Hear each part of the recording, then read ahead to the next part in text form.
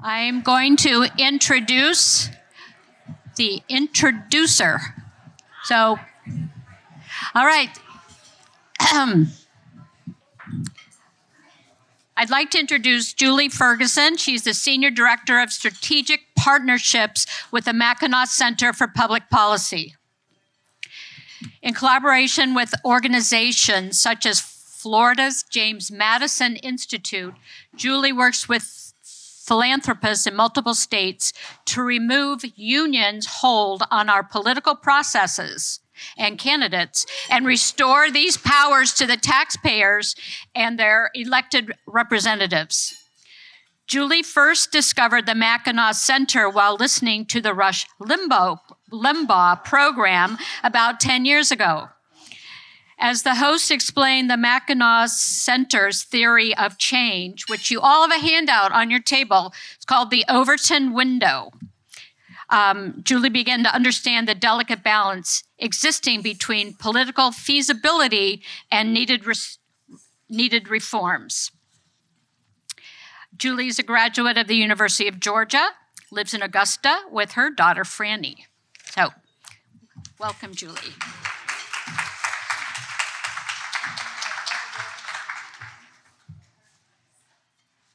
Good afternoon. Is this better? Okay. It is my pleasure to introduce you to my colleague and friend, Kristina Rasmussen.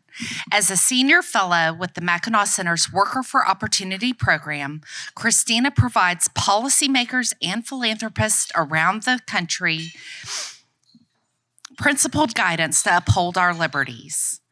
Driven by conviction and living by the mantra, if you want something done, give it to a busy person, Kristina is an untiring champion for the people and ideas that drive American exceptionalism.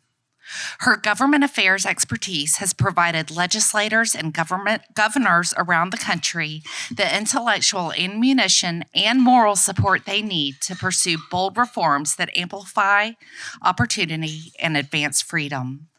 A trusted advisor to discerning philanthropists across the country, Kristina helps donors drive the changes they want to see.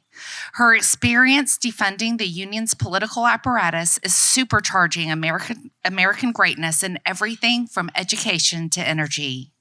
She does all of this for the futures of her 3 daughters and son. When not saving the country for our children and hers, Kristina enjoys quilting and spending time with her family near Richmond. Welcome, Kristina.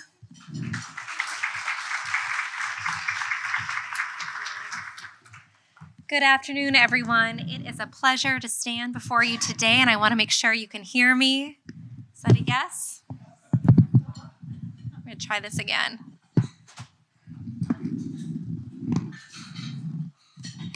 All right, I might just hold this microphone. It might be a little bit easier. All right, it is an honor to stand before you today. What an incredible crowd of strong, principled, conservative women and a few men who care deeply about our country's future. I'm here today representing the Mackinac Center for Public Policy and our Workers for Opportunity initiative. And I'm excited to talk to you about a cause that's gaining momentum across America, and that is government union reform. This isn't just an arcane policy issue.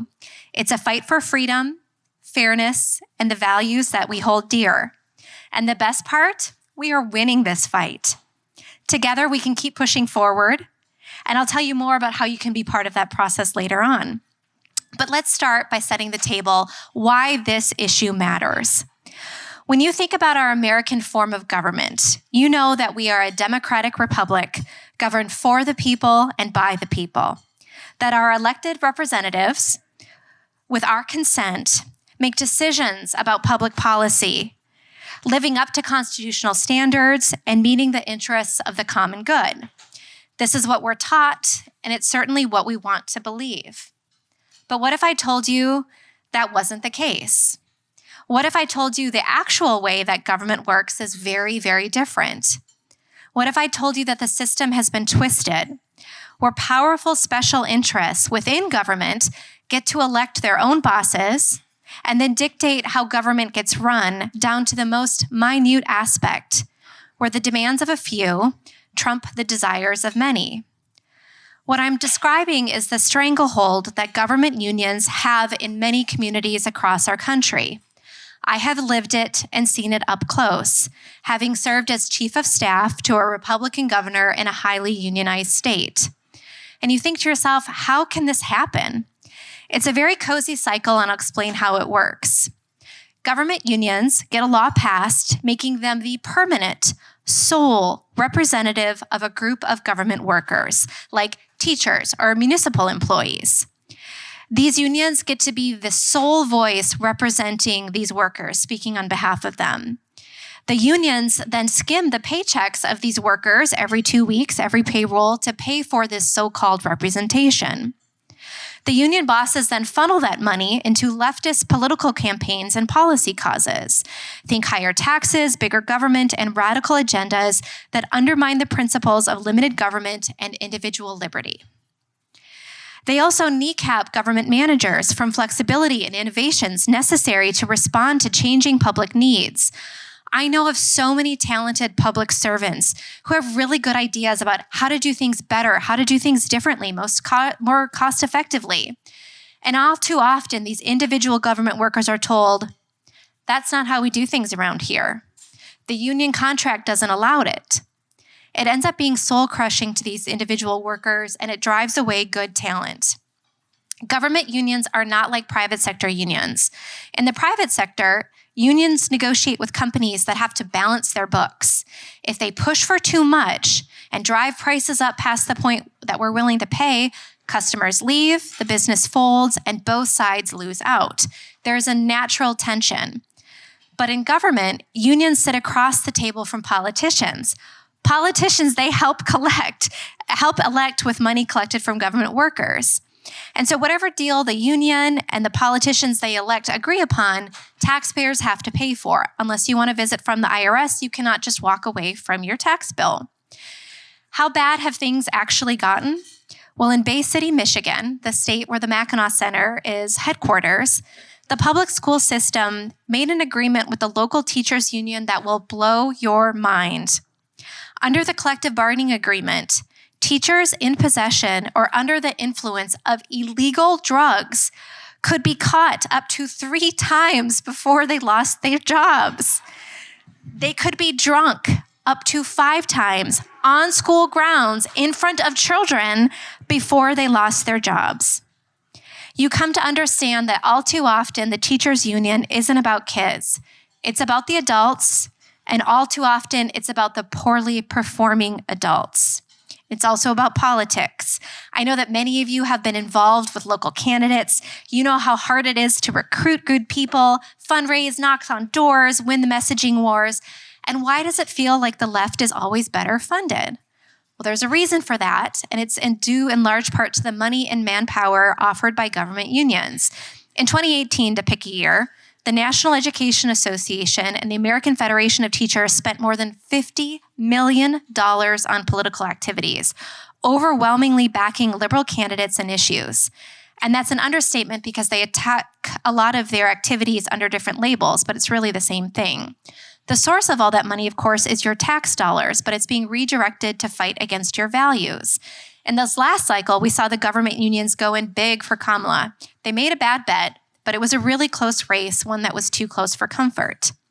So now that I've told you about what we're concerned about at the Mackinac Center, I want to tell you what we believe in. Americans should be free to pursue their dreams and prosperity without coercion in the workplace. No government worker in America should be forced to pay a union as a condition of employment. The progress of history is one that moves towards prosperity and away from collectivism and force. Our vision is to advance in a workplace based on voluntary and mutually beneficial interactions between workers and employers. This workplace should be marked by government neutrality and a spirit of free enterprise and freedom of choice. Success looks like the elimination of labor laws that coerce workers into paying for or accepting conditions they themselves did not negotiate. Unions shouldn't have to rely on a coercive model, but they could provide needed services that employees actually want. So is this a pie-in-the-sky lofty goal? No, and the good news is that the tide is turning in our favor. Across the country, from Illinois to Florida to Washington, D.C., we're seeing reforms that weaken the stranglehold and empower workers. So I want to take you through a little journey of some of these victories and then how you can be a part of them. So first, let's start in Illinois, where one man's courage sparked a movement. Illinois is a really odd place to start a story about union reform. It's a deeply blue state renowned for its dysfunction and tendency to send governors to prison. There's a decent chance that a good chunk of you are Illinois refugees. I certainly am. Mark Janis was a child support specialist working for the state of Illinois. He was an ordinary guy, middle of the road. He wasn't an activist, he wasn't anti-union, but he felt really strongly that he shouldn't be forced to pay a union that he didn't agree with. And even though Mark, as a state employee, had opted out of full union membership, Illinois law forced him to fork over money every year to AFSCME, the American Federation of State, County, and Municipal Employees. He was forced into allowing them to speak on his behalf. Mark believed so strongly in his First Amendment rights, freedom of speech, freedom of association, that he decided to fight back. And I know Mark's story well because he was a friend of mine in Springfield, Illinois, where we both lived and worked at the time. And I met Mark because I was running a group called the Illinois Policy Institute. It was a policy organization just like the Mackinac Center. And the Mackinac Center had counseled me on how important union reform was to achieving all of the other goals we cared about. At the time, it was a balanced budget, property tax reform, school choice. So I made a decision to invest in a labor reform effort. And if not for the Mackinac Center, Mark Janis might never have been connected to the lawyers who took his case all the way to the United States Supreme Court, where they ruled in 2018 in a case called Janis v. AFSCME that public employees cannot be forced to fund unions they don't support. It was a landmark victory. It essentially made every government worker right to work overnight. The Mackinac Center was proud to file an amicus brief in that case. It was cited by the court. We knew that if union workers could opt out, the unions would lose revenue and influence. And in Illinois, thousands of workers have said goodbye to the union, and they've taken their money with them, and that's money that's no longer being used to fund leftist causes. Nationwide, we estimate that government unions, because of this case, have lost up to $935 million annually. That's almost $1 billion. Imagine $1 billion not going into leftist causes. It's real change sparked by one man and fueled by efforts of like-minded organizations. But we knew that the Janis decision was not going to be self-executing. The unions certainly weren't going to tell the workers their rights, and too often the employers were captured by the unions. So that's where Mackinac's Worker for Opportunity initiative came in, educating, litigating, and advocating to make sure that every worker has a choice. Now I want to bring the story down here to Florida, where your governor and legislature have taken really bold action. It's something you should know about, and you should be proud of it. After Janis, everyone thought that, Florida was already a right-to-work state. They didn't have a problem with government unions, right? But it did. At the Mackinac Center, our research team found evidence that teachers and other government workers were being forced into unions without having evidence that the workers actually wanted them. Their paperwork for membership was really flimsy. We found that some Florida school districts were signing up members on loose leaf notebook paper, like you were turning in a third grade assignment. There was no process for ensuring that workers' rights were made known to workers. So imagine, you're a teacher, it's your first day, you showed up bright-eyed and bushy-tailed, and someone slips you a piece of paper and they're like, sign it, and you don't know what you're getting into, but all of a sudden you're captured. So we demonstrated the problem to policymakers in Tallahassee, and in 2023, after a couple years of work, Florida passed a law requiring that public unions hold recertification elections if fewer than 60% of their members paid dues. It's a simple idea. If a union can't prove that it actually has real support among its base, it shouldn't get to keep limping along like a zombie union. If Americans go to vote every couple of years for our representatives, we thought government workers should have the same rights. And the results have really been stunning. We're basically 1 year into this law being into effect. The first year, the Florida Education Association shrunk by 1/8. That's the first year alone. This is because members in several school districts voted not to recertify because their union couldn't demonstrate that support. They've just disbanded entirely. And guess what? Those teachers go to work every day, they teach their kids, and education continues. Across the state, more than 63,000 public employees are now free of the union chokehold. More recertification elections are pending. And it's not just teachers. We're talking about municipal workers, transit workers, workers at the university system. It has a pretty big impact. But the law did even more than just this. For the first time, a lot of government unions needed to be audited. And I can tell you, sitting up in the gallery in Tallahassee, that was the provision they hated the most. They did not want to have anyone see how they were spending their dollars. It also told the teacher unions that, look, if you want to collect dues, go be your own bill collectors. You can no longer use the government's HR payroll system to get your money. We know that when unions have to earn their support, they can't coast along on coercion. And when they lose members, they lose cash that isn't bankrolling progressive agendas in Florida or elsewhere. We know that Florida's law is really a model for other states, and it's a win for freedom, and it's spreading across the country. And so I want to talk just briefly about some of the other states, what they're up to. Wisconsin, Iowa, Tennessee, Arkansas. Our reforms are curtailing union bosses really across the country. I've had a lot of fun over the last 6 years going here and there, explaining to lawmakers about the urgent need for action. In blue states, we help individual workers opt out of their unions. Thus far, it's been about 1.6 million workers we've helped to get out of their unions. That adds up over time. But we also work in red states where we can pass laws to change things, like in Florida. So that brings me to our biggest win to date. In Utah, just 2 months ago, Governor Spencer Cox signed a law entirely banning public sector collective bargaining. They just said, you're done. This isn't going to be a thing anymore. And when you hear the words collective bargaining, that sounds so nice. We're going to come together and we're going to negotiate. What you really should think of is political contracting. It's the deal-making table in the back room where unions extract what they want from the politicians that they elect. Collective bargaining sounds good, but really political contracting is more accurate. So Utah just says, we're done. This is over. It's not a thing. Of course, unions are not taking this lying down. They realize that this is an existential threat. And there's a quirk in Utah law that if they pass a bill, you can actually gather enough signatures to try to put it on the ballot as a referendum initiative. And so because the unions understand that this is an existential fight, they've sent more than $3 million to Utah to get enough signatures to get on the ballot. But there's another quirk in Utah law, and it's kind of unique.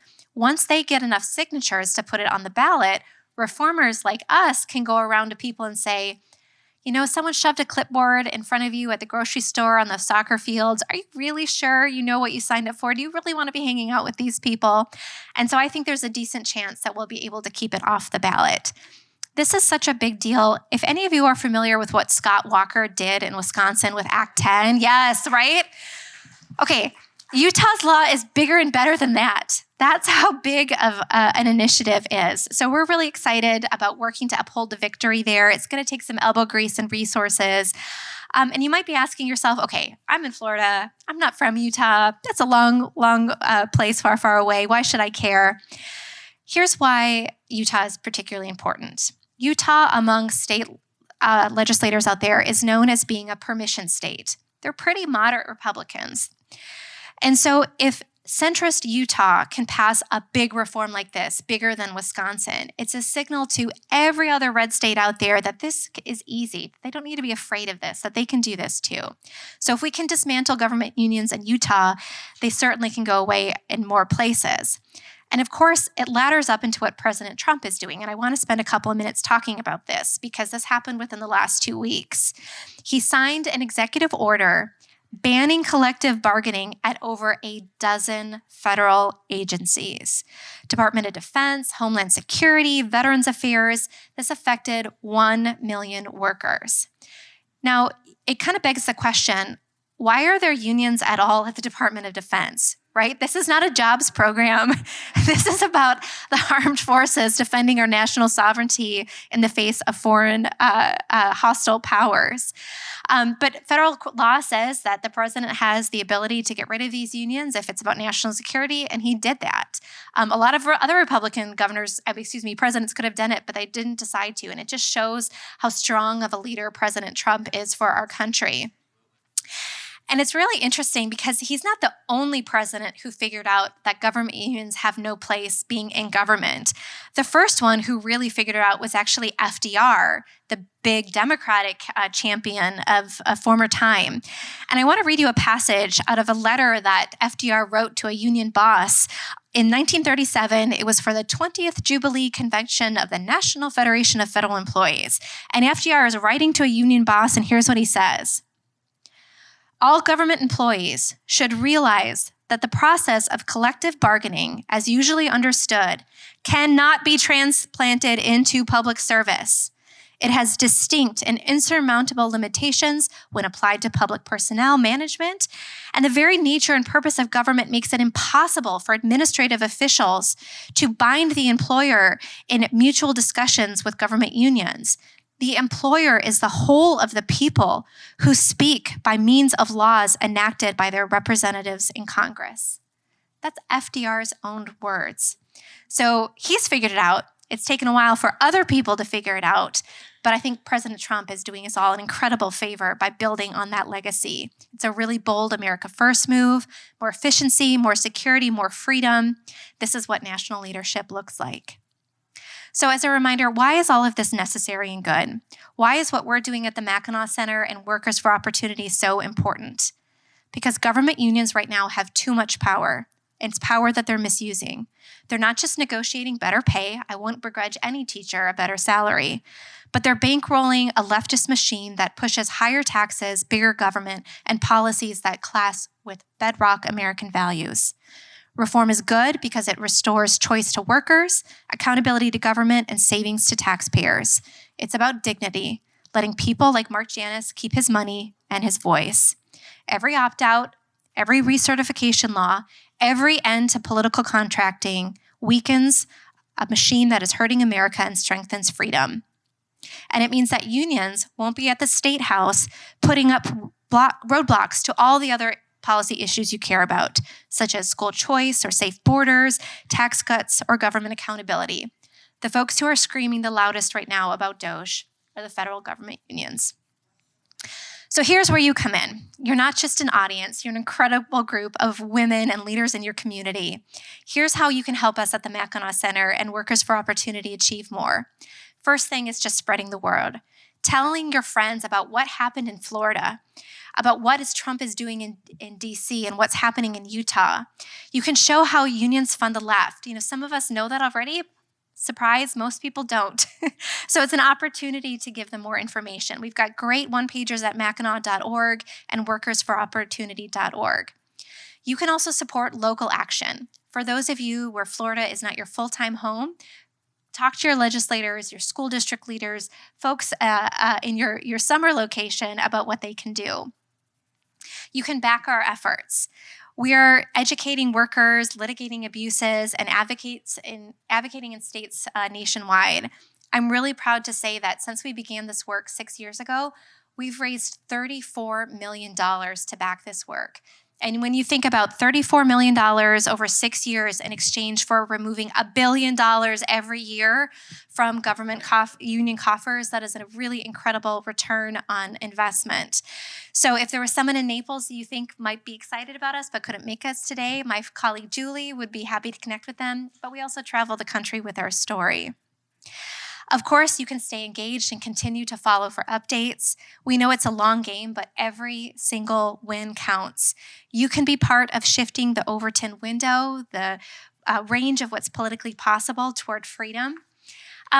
By the way, have many of you heard of the Overton window? Is that something you've heard discussed? Yeah, it's gaining in popularity in part because Elon Musk loves talking about it. It's this idea of what ideas are considered politically palatable today might have been considered crazy 10 years ago, and that kind of shifts of what's in the realm of reality. Well, Joseph Overton was actually a leader at the Mackinac Center. And it's just yet another way that we're changing the cultural conversation in this country, even if you had never heard about us before today. I want you to feel really hopeful as you leave our lunch today. Janice opened the doors to some really big reforms. Florida and Utah are charging through that door, and Trump is leading from the top on this issue. At the Mackinac Center, we've helped workers opt out of unions and for states to rewrite their laws. Our goal is to completely repeal coercive labor laws by 2035. We're not there yet, but we're gaining ground, and with your help, I believe we'll get there faster. Imagine a future where no worker is forced to fund politics they reject, where taxpayers aren't bled dry by sweetheart union deals, and where government once again serves us, the people, and not special interests. That's the America we're building, one state, one worker, one victory at a time. And you're at the heart of this movement. Let's keep fighting, and together we will win this one. Thank you, and I look forward to your questions.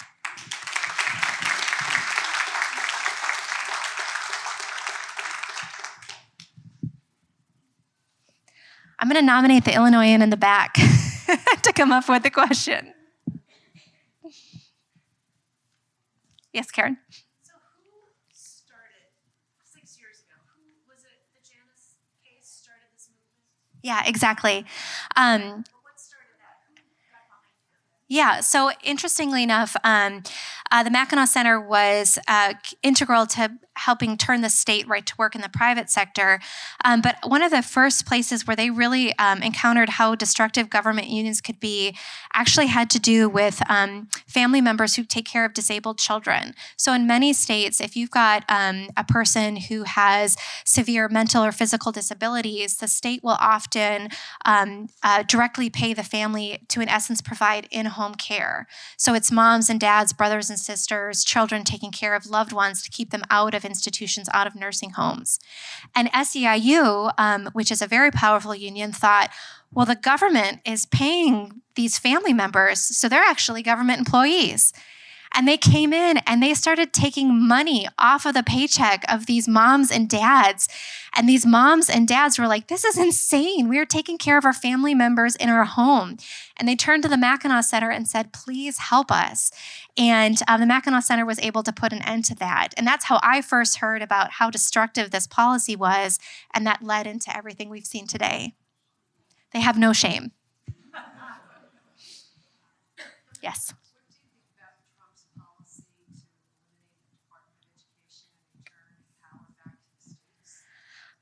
I think it's a great idea. We've had the Department of Education for a long time, and the numbers are not going in the right direction. Our kids are not getting smarter.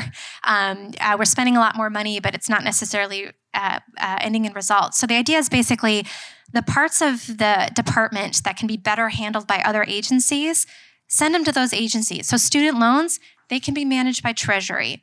Civil rights violations in the education space, send those to the Department of Justice. They're the lawyers, that's what they do. But for everything else, take that money, bundle it, and send it back to the states, because the closer you are spending it to the ground, the better off you're gonna be. The Department of Education was created by Jimmy Carter basically as a payoff to the unions in exchange for him backing his presidency. So it's time to relegate that one to the end.